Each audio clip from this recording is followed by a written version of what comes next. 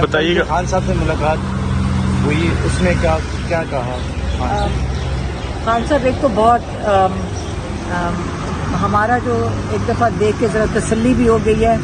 خان صاحب بڑی اچھی صحت میں ہیں. ان کا جو ہم تو کہہ رہے تھے جو تھوڑا سا ایکسٹرا وزن چڑھ گیا تھا ان ایکٹیویٹی کی وجہ سے، وہ بھی بلکہ فٹ لگ رہے تھے. اب فٹ لگ رہے تھے، خوش تھے.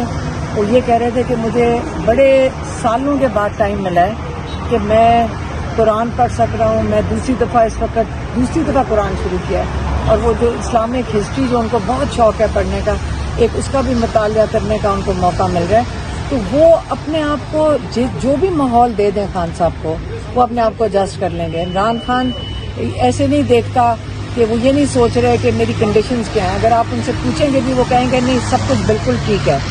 اور وہ جو جیل انتظامیہ ہے اس سے بھی وہ بڑے سیٹسفائی تھے، کہتے ہیں نہیں مجھے کسی کے ساتھ کوئی کمپلین نہیں ہے اور بالکل ٹھیک ہے سارا کچھ. اور یہ ان کے لیے یہ چیزیں وہ کہتے ہیں ارریلیونٹ ہیں.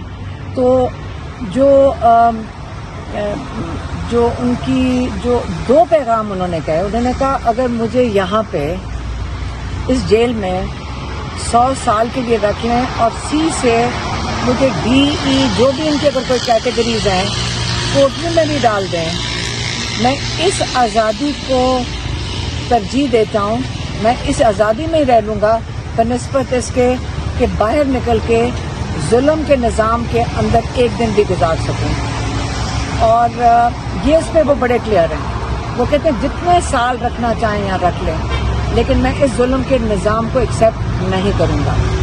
دوسرا جو انہوں نے کہا سائفر کے بعد جب ہوئی تو انہوں نے کہا دیکھیں سائفر صرف، اور انہوں نے خاص کہا اور انہوں نے کہا کہ آپ یہ کہہ دینا کہ سائفر صرف 3 لوگوں کو بچانے کے لیے ہو رہا ہے، ایک جنرل باجوہ کو، دوسرا ڈونلڈ یو کو، اور تیسرا امریکن ایمبیسڈر کو. اور انہوں نے یہ بھی کہا ہے کہ یہ ٹرائل پبلک ہونی چاہیے، یہ ساری دنیا کو دیکھنی چاہیے، اور اس کے اندر یہ جو کلوز ڈور ٹرائل نہیں ہونی چاہیے. اس کی پبلک اور سب کو دیکھنا چاہیے کہ یہ سائفر جو کہ جیسے انہوں نے کہا کہ یہ خان صاحب نے پبلک کیا ہے، یہ آپ کو پتہ ہے کہ یہ سیکیورٹی کاؤنسل کے سامنے جا چکا تھا اور انہوں نے اس کے اوپر ڈیمانڈ بھی دے دیا تھا امریکہ کو کہ ہم جس پہ پاکستان نے ناپسندیدگی کا اظہار کیا تھا. تو اس لیے جو یہ ان کا پوائنٹ ہے کہ ان کو پتہ ہے یہ سائفر کیوں کیا جا رہا ہے، لیکن اللہ بہتری کرے گا. یہ جو بھی چیز عمران خان کو اندر رکھنے کے لیے ہم ان کی فیملی جو کہہ رہے ہیں کہ ہم ان کے ساتھ کھڑے ہیں. اگر کسی نے ہمیں بھی، ہمارے پیچھے بھی انٹیلیجنس وغیرہ پھرتی ہے، اگر ہمیں بھی جیل میں جانا ہے تو ہم کہتے ہیں کہ ہم سب کو بھی اٹک بھیج دو. اور بہت لوگ ہیں جو اٹک کے باہر جا کے کہیں گے ہم سب کو گرفتاری دے دیں.